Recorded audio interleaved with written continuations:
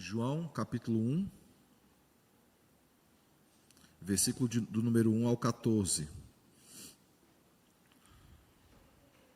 Diz assim a palavra do Senhor. No princípio era o Verbo, e o Verbo estava com Deus, e o Verbo era Deus.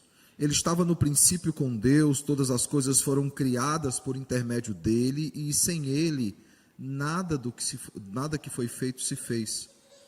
A vida estava nele, e a vida era a luz dos homens.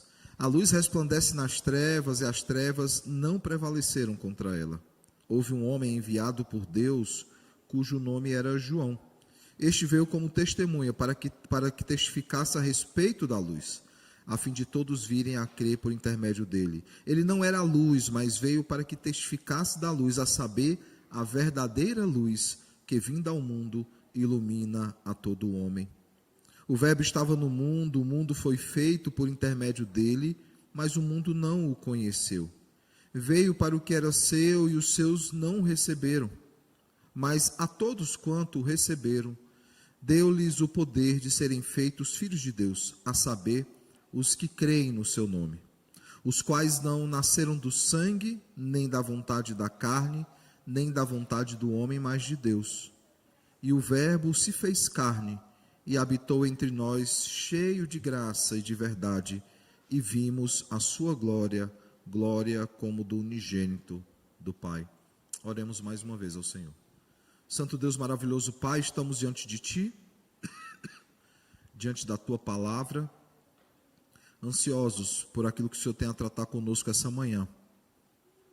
Que o doce Santo Espírito, o Divino Mestre, aclare as nossas mentes, ilumine o nosso entendimento, para que possamos entender a Tua palavra, Pai. E que Cristo, o profeta da igreja, Ele nos ensine mais uma vez, Ele nos admoeste, exorte, console, Ele nos molde cada vez mais a imagem e semelhança dEle, do Filho. Possamos nos parecer cada vez mais com Cristo, andar como Ele andou, amar como Ele amou, testemunhar como Ele testemunhou, mas sabendo, Pai, que nós não somos como Ele. Ele é verdadeiro Deus e verdadeiro homem. Por isso, Pai, Ele serve de modelo para todos nós, de referencial do homem perfeito, daquele verdadeiro homem que se coloca diante de Ti como sacrifício pelos nossos pecados. É no nome de Jesus que nós te oramos e também te agradecemos. Amém. Poder sentar, irmãos. Normalmente eu não bebo água, mas hoje vai precisar. A gente não termina, né? Irmãos, diante do texto que nós lemos, recai sobre nós uma pergunta muito simples. Por que celebrar a encarnação, né? Nós temos tratado sobre isso desde dezembro. Por que nós celebramos a encarnação? Lembrem que a igreja primitiva, ela não celebrava a encarnação. A igreja pós-apostólica, né, dos pais apostólicos, dos pais apologetas, eles inicialmente não celebravam a encarnação de Cristo.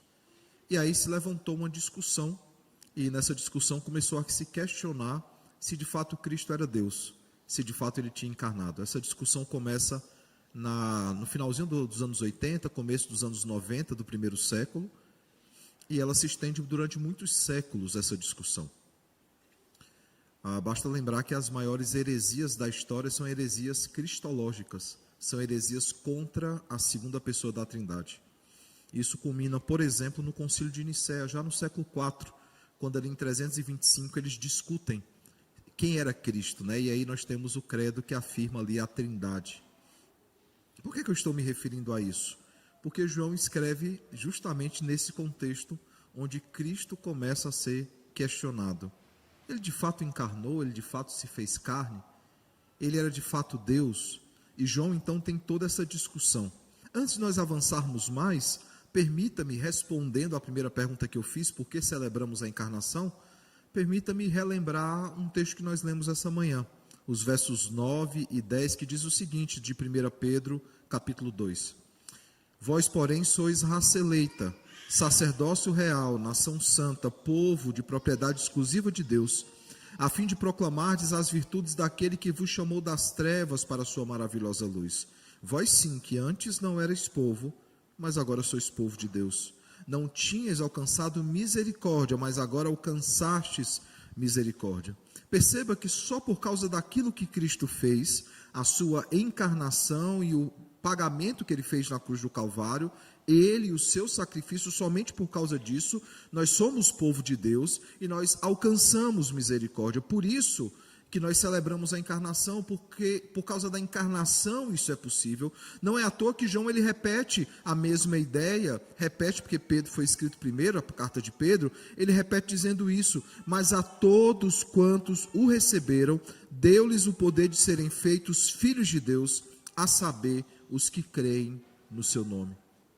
Por causa da encarnação do Verbo, é que nós podemos nos considerar povo de Deus e podemos nos alegrar com a misericórdia do Senhor. Somente a encarnação torna isso possível.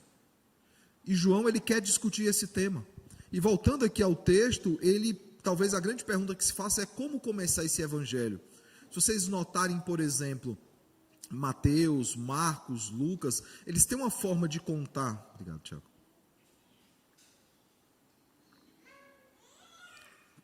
Eles têm uma forma de contar, de começar o evangelho. Mateus, por exemplo, começa com a genealogia. Marcos começa muito rápido as coisas, ele quer contar rápido a história, então ele é muito resumista nas coisas que ele trata.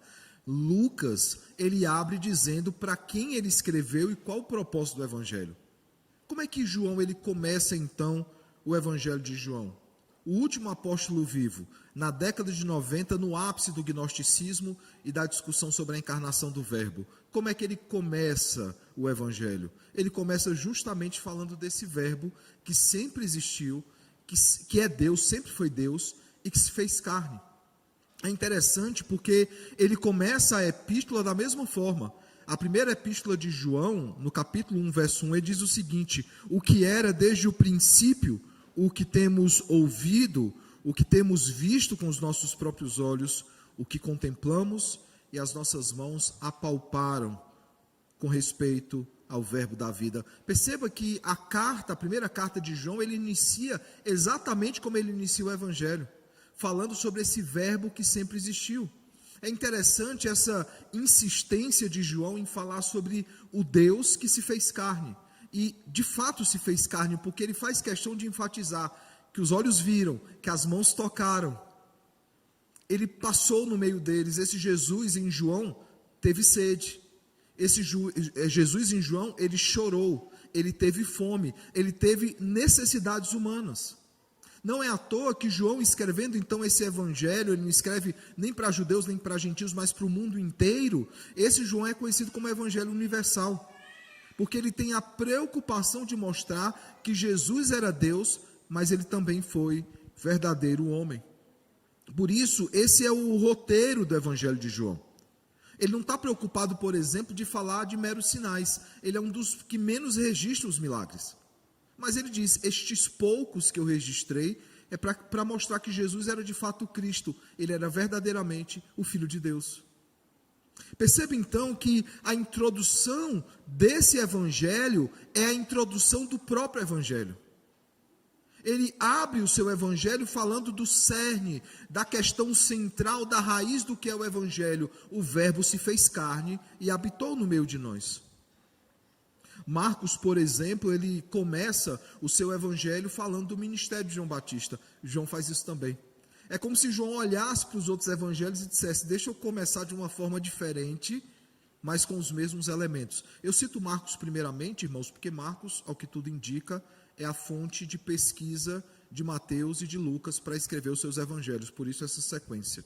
Depois nós temos Mateus, que escreve sobre o nascimento de Jesus. E não somente o nascimento de Jesus, mas a inserção dos gentios no meio do povo de Deus. Eles sempre foram povo de Deus, eles estão na genealogia de Jesus. Os gentios são os que anunciam o nascimento. Os magos do Oriente eram gentis, e eles anunciam o nascimento de Jesus.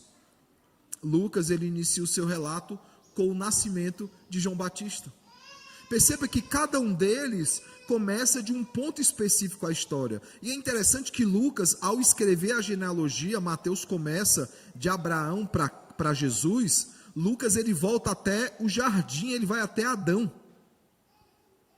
E aí talvez alguém pergunte: e de onde João poderia então partir?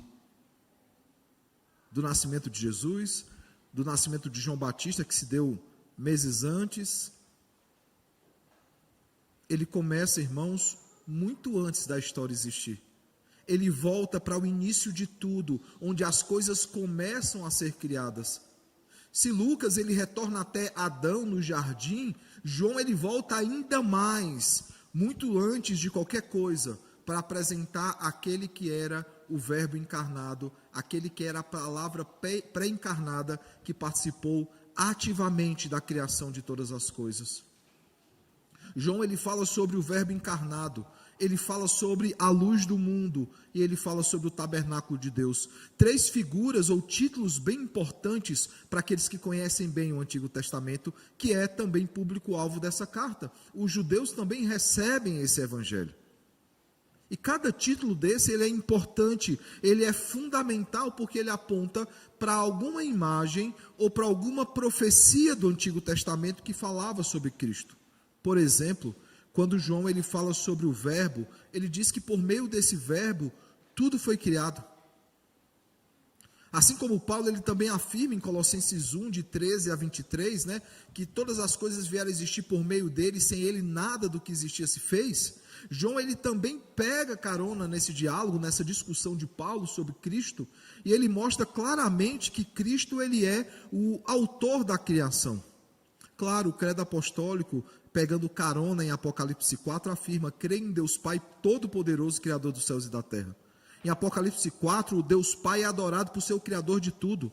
Mas é claro também que Cristo, sendo também Deus, e sendo um só com Deus na Trindade, ele participa ativamente de todas as coisas que foram criadas.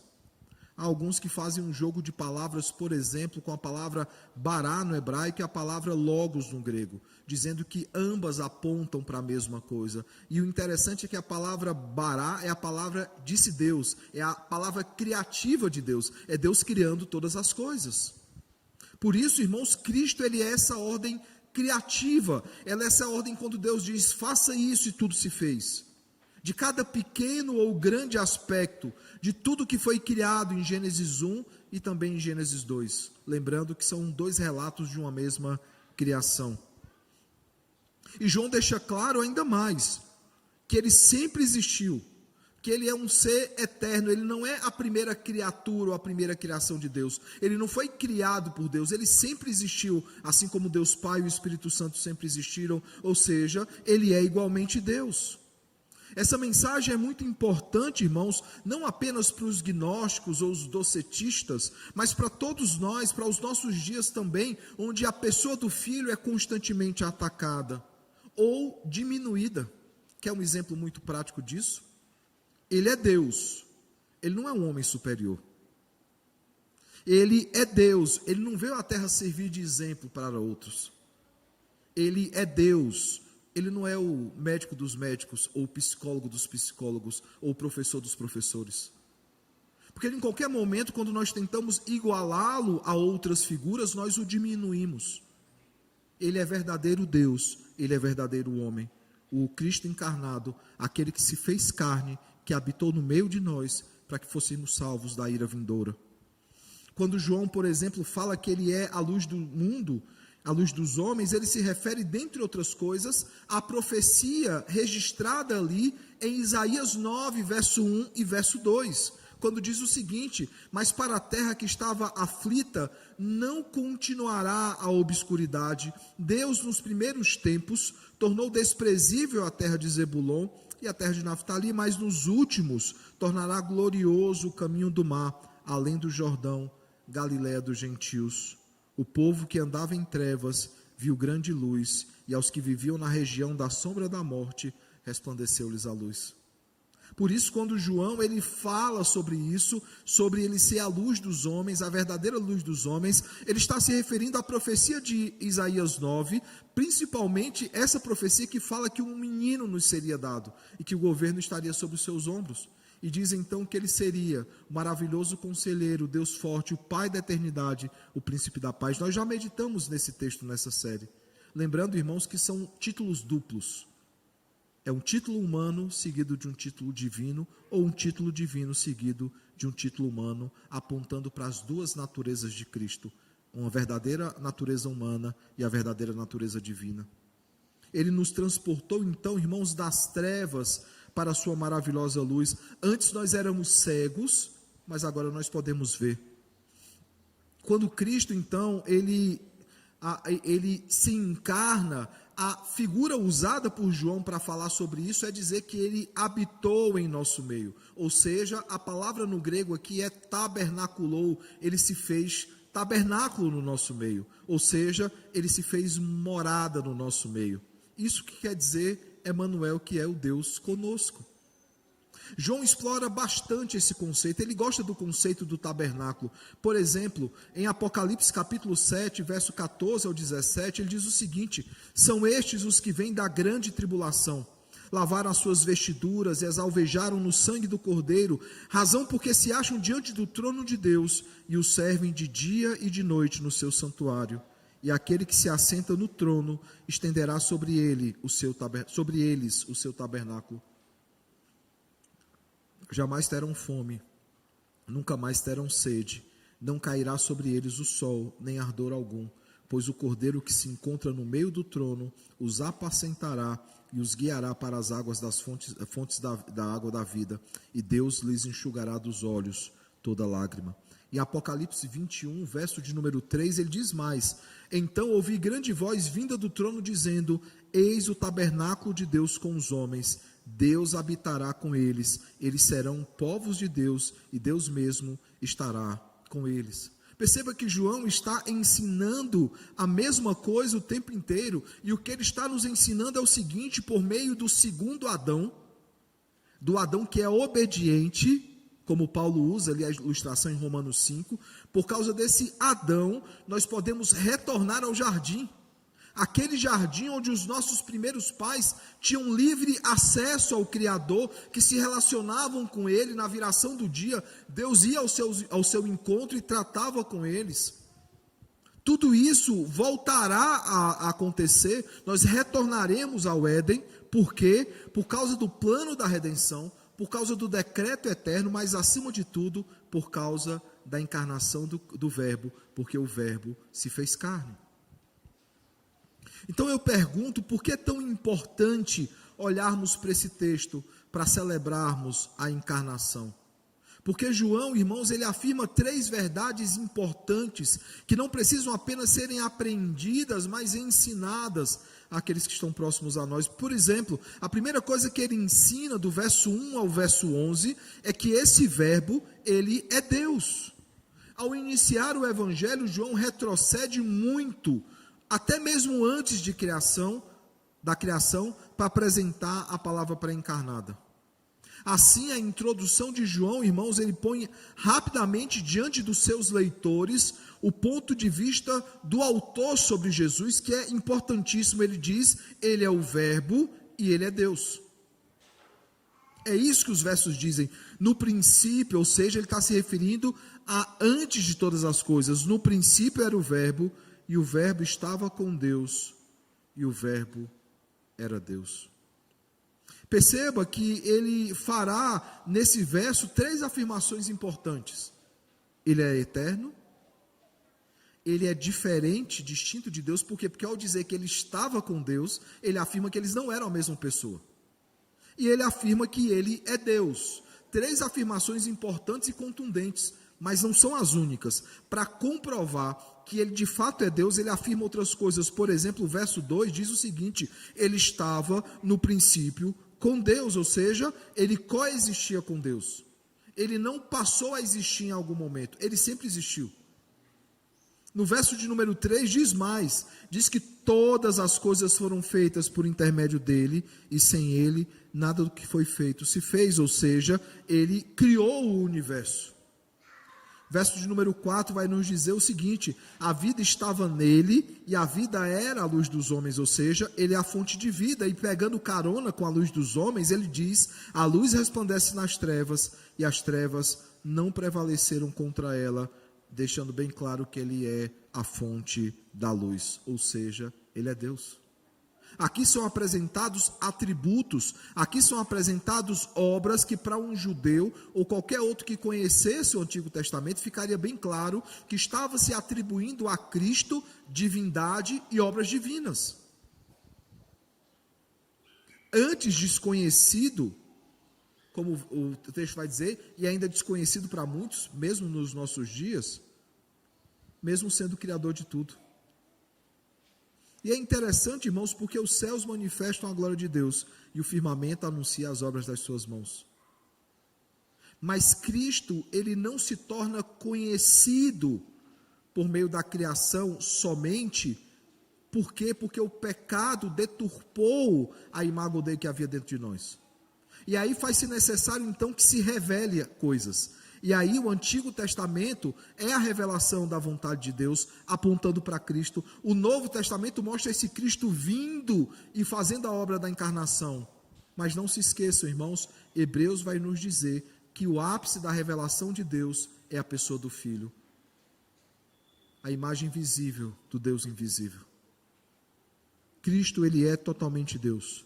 João Batista, ele foi enviado para dar testemunho a respeito de Cristo, como o verso 6 e o verso 9 diz, mas ele não é o Cristo. E a menção a João Batista é importante, irmãos, porque lembrem, as últimas palavras do Antigo Testamento, ali em Malaquias 4, do verso 4 ao verso 6, ela aponta para aquele que viria com o poder de Elias, para preparar o caminho da salvação, referindo-se a João Batista. Não é à toa que Lucas, ao falar sobre João Batista, e registrando que o anjo falou com Zacarias a respeito de João Batista, ele vai justamente nos mostrar isso. Ele vai justamente nos mostrar que João Batista era o cumprimento da profecia sobre aquele que preparava o caminho. Mas João faz questão, irmãos, já no final do primeiro século, de afirmar o seguinte: esse homem importante que veio, ele não era o Cristo, ele não era a luz, ele veio para preparar o caminho de Cristo. Possivelmente porque haviam discussões tentando equiparar João Batista, por exemplo, a Jesus. João Batista foi importante. Jesus afirma sobre ele que ele foi o grande profeta da antiga aliança, o último e o grande profeta da antiga aliança. Mas nem ele se compara a Jesus, porque Jesus, ele é Deus. E aí ele parte então para a segunda afirmação. A segunda afirmação que ele faz é o seguinte: ele não é apenas verdadeiro Deus, mas ele é verdadeiro homem, porque ele se encarnou, ele de fato se fez carne, ele não foi um fantasma que passou no nosso meio, ele não foi um espírito, ele não brotou do chão, ele nasceu de uma mulher. Mulher essa que era virgem, para comprovar que não foi outra pessoa que gerou aquela criança, foi o próprio Deus. E ele de fato se fez carne. Todos que creem no nome de Cristo, o texto vai dizer, se tornam filhos de Deus, têm os seus pecados perdoados. Por quê? Por que isso é possível? Porque o Verbo se fez carne. Infelizmente nós não temos tempo suficiente para aprofundar essa questão aqui, mas é a chamada necessidade jurídica da morte de Cristo. A necessidade jurídica da morte de Cristo afirma o seguinte: que um pecado contra alguém que é eterno, ilimitado e atemporal, esse pecado também é eterno, ilimitado e atemporal. Por quê? Porque o grau da pena é proporcional ao grau da ofensa.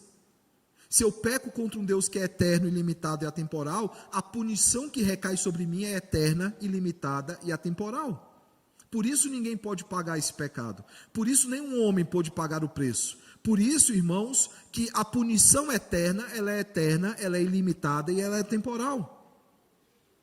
Porém, se Deus, ele pagasse o preço, era possível que isso fosse resolvido, mas com uma condição: quem pecou contra Deus foram os homens. Por isso era necessário que alguém fosse Deus, mas fosse também homem. Por isso a encarnação é importante.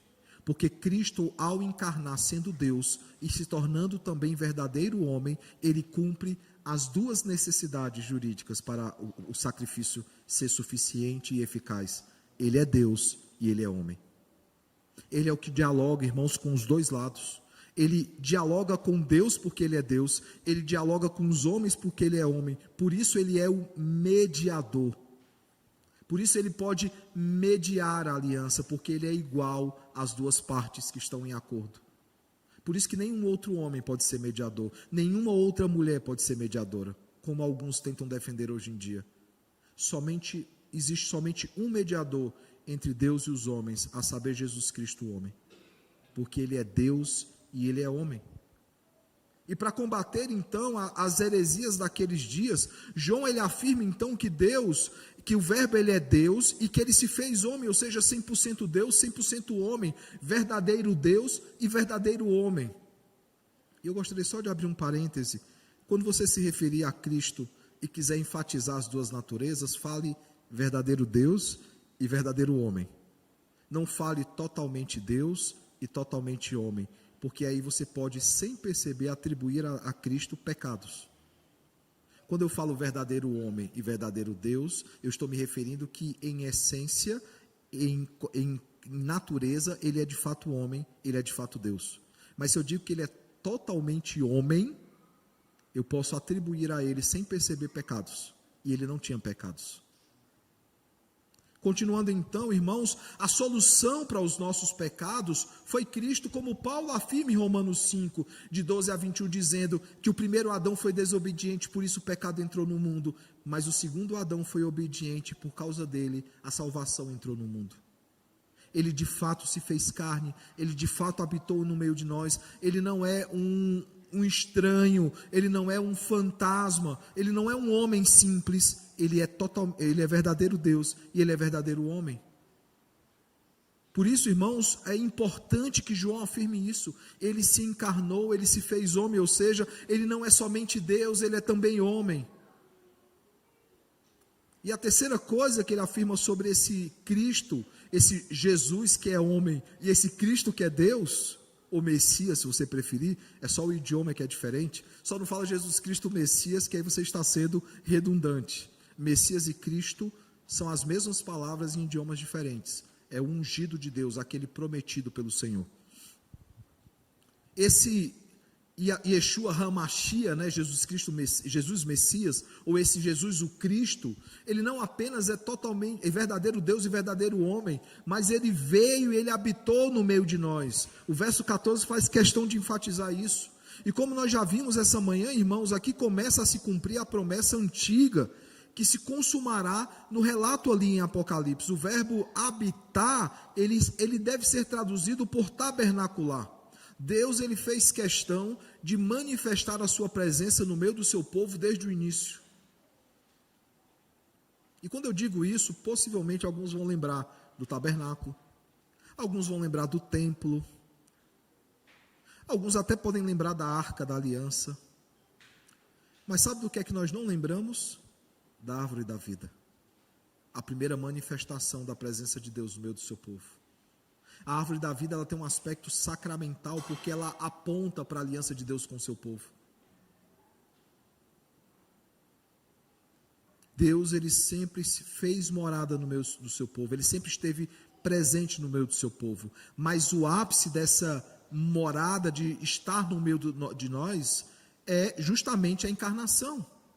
No Antigo Testamento nós temos teofanias que acontecem. Irmãos, a teofania é por si só maravilhosa. Que alegria não teve, por exemplo, Abraão, que esteve diante do Senhor, esteve diante de Cristo ainda não encarnado. Que alegria foi, por exemplo, para Gideão, para Manoá, pai de Sansão, para Daniel, né, que é visto ali acompanhado na cova dos leões. Ou a quarta pessoa que está ali na fornalha. Quantas vezes Cristo não apareceu no Antigo Testamento?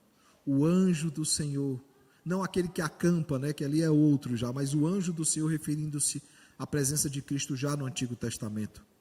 Mas irmãos, por mais maravilhosa que seja a teofania, ela é em si limitada. A encarnação ela é plena, ela é perene. A encarnação, irmãos, é o ápice da revelação de Deus, é a imagem visível do Deus invisível. Deus ele fez morada em nosso meio e dentro de nós nos tornando sua habitação e seu povo. Nós que antes não éramos seu povo, agora somos seu povo. Nós não tínhamos alcançado misericórdia, mas em Cristo alcançamos misericórdia, como lemos 2 vezes já essa manhã em 1 Pedro 2, 9 e 10. Ou como uma frase que eu gosto muito de repetir, do Dr. Eber, porque eu acho ela muito simples no tamanho dela, mas muito profunda naquilo que ela se propõe a dizer. E ele diz o seguinte: hoje um habita em todos, ou seja, o Espírito Santo habita dentro da igreja. Na eternidade, todos habitarão em um. Quando ele estenderá sobre nós o seu tabernáculo, e nós viveremos em novos céus e nova terra. Lembrando também a frase do C.S. Lewis, né? O Filho de Deus se tornou homem, para que os homens pudessem se tornar filhos de Deus. E é um fato, irmãos, ele habitou no meio de nós, ele fez tabernáculo no nosso meio, ele é Emanuel, Deus conosco, e estará conosco até a consumação dos séculos, e estará conosco eternamente, reinando em novos céus e nova terra. Por quê? Porque o Verbo se fez carne. Sem a encarnação de Cristo, não haveria salvação. Sem a encarnação de Cristo, os nossos pecados não seriam perdoados. O escrito de dívida que estava sobre nós continuaria lá no mesmo canto, porque somente Cristo, o verdadeiro Deus e o verdadeiro homem, pôde pagar o escrito de dívida que estava sobre nós, arrancar esse escrito de dívida de sobre nós e o encravar no madeiro. Eu pergunto então, que aplicações nós podemos tirar do texto dessa manhã? A primeira delas é que a mensagem do primeiro advento, e aí eu vou fazer essa diferenciação agora. O primeiro advento é a primeira vinda de Cristo. A mensagem do primeiro advento é, primeiro, Cristo ele é Deus. Por isso ele pôde assumir o nosso lugar. Ele pôde pagar o preço, satisfazendo a justiça de Deus. Lembrem, irmãos, a justiça e a santidade de Deus clamavam por satisfação. E Cristo satisfez a justiça e a santidade de Deus quando ele encarnou e ele assumiu o nosso lugar, porque ele não era apenas verdadeiro homem, acima de tudo ele era verdadeiro Deus. Segunda coisa, irmãos, a mensagem do primeiro advento nos diz que ele se encarnou para nos redimir, tornando o perfeito representante da raça humana, o segundo Adão. O Adão que foi obediente. Se o primeiro Adão foi tentado no jardim e foi vencido, Jesus, ele venceu no deserto, quando Satanás, da mesma forma ardilosa e traiçoeira, tentou a Jesus, ele foi vencedor naquele momento. Há vários contrastes entre o primeiro e o segundo Adão, e em todos eles, Cristo é vitorioso, enquanto o primeiro Adão, ele é vencido. Ele se tornou, irmãos, o perfeito representante da raça humana, o verdadeiro mediador entre Deus e os homens. Terceira coisa, irmãos, a mensagem do primeiro advento é para nos tornar morada eterna do Senhor, quando tudo for consumado e estivermos em novos céus e nova terra. Não haverá mais fome, não haverá mais sede, nem ardor algum. E perceba que ele vai dizer que ele estenderá sobre nós o seu tabernáculo. E ele nos apacentará, ele nos levará às águas de descanso, aos pastos verdejantes. É interessante essas ligações que a Escritura tem, né? O João está citando o Salmo 23, aquele salmo do bom pastor, o bom pastor que dá a vida pelas suas ovelhas. Lembre que quem diz isso é João. Quem fala que Jesus é o bom pastor que dá a vida pelas suas ovelhas é João, em João 10. E João está olhando para o Antigo Testamento o tempo inteiro. E ao olhar para o Antigo Testamento, ele lembra daquele bom pastor que cuida do seu rebanho, que o leva nas águas de descanso, aos pastos verdejantes, e que mesmo no vale da sombra da morte não há temor algum, porque o bom pastor está com o seu rebanho no vale da sombra da morte. A grande diferença, irmãos, é que pelo vale da sombra da morte, só quem passou foi o bom pastor, para que o seu rebanho não temesse mais a morte. Ele fala que a morte não mais existirá, não haverá mais luto, não haverá mais pranto, porque a morte física não mais existirá, a morte espiritual já não existe, não há mais condenação para os que estão em Cristo Jesus, mas nós lidamos ainda com o segundo adversário, nós lidamos ainda com a natureza física que nós temos, que ainda é corrompida pelo pecado, nós ainda envelhecemos, nós ainda adoecemos. Nós acompanhamos lá no grupo, né, da aliança a criança, não é o nome dela? Samuel. Como é que eu esqueci esse nome, né? Samuel. É a memória, gente. Samuel. Toda a luta que ele teve já no início da sua vida, por quê? Porque nós nascemos em pecado. Mas chegará um momento, irmãos, que nós não teremos mais limitações físicas. Chegará um momento, irmãos, que a morte não terá mais poder sobre nós. Nós não envelheceremos mais. Que 100 anos não vai ser nem um segundo da eternidade. E ainda será pouco. Nesse momento, irmãos, quando todas as coisas forem consumadas, cumprirá a palavra que diz: estragada foi a morte pela vitória. Onde está a morte, a tua vitória? Onde está a morte, a teu aguilhão? No momento em que aquilo que é corruptível se revestir de incorruptibilidade e o que é mortal se revestir de imortalidade, se cumprirá essa palavra. E isso acontece porque Cristo fez morada no nosso meio e Ele nos torna a sua morada eterna pelos séculos dos séculos. Eu te pergunto então, diariamente você celebra o primeiro advento e anseia pelo segundo advento? Porque não se engane, irmãos, nos dias de Jesus, poucos estavam atentos para a vinda de Cristo. Quando é anunciado o seu nascimento, Herodes não sabia sequer em que cidade ele deveria nascer. Mas não se enganem, a igreja também dos nossos dias não está tão na expectativa assim da vinda do Cordeiro. Nós pouco falamos sobre isso, nós pouco cantamos a respeito disso, as mensagens não falam mais sobre isso, porque nós nos sentimos em casa nessa terra, mas nós não pertencemos a essa terra, nós pertencemos à pátria celeste. Que o Senhor nos ajude, irmãos, a crer e a pregar que o Verbo é Deus, que Ele se fez carne para nos redimir e nos tornar morada do Senhor, e que Ele voltará, irmãos, um dia Ele voltará, naquele dia glorioso, para nos buscar para novos céus e nova terra. Quando a trombeta soar, quando tudo se fizer novo, nós estaremos com o Senhor pelos séculos dos séculos, e isso só é possível porque um dia Ele se fez carne.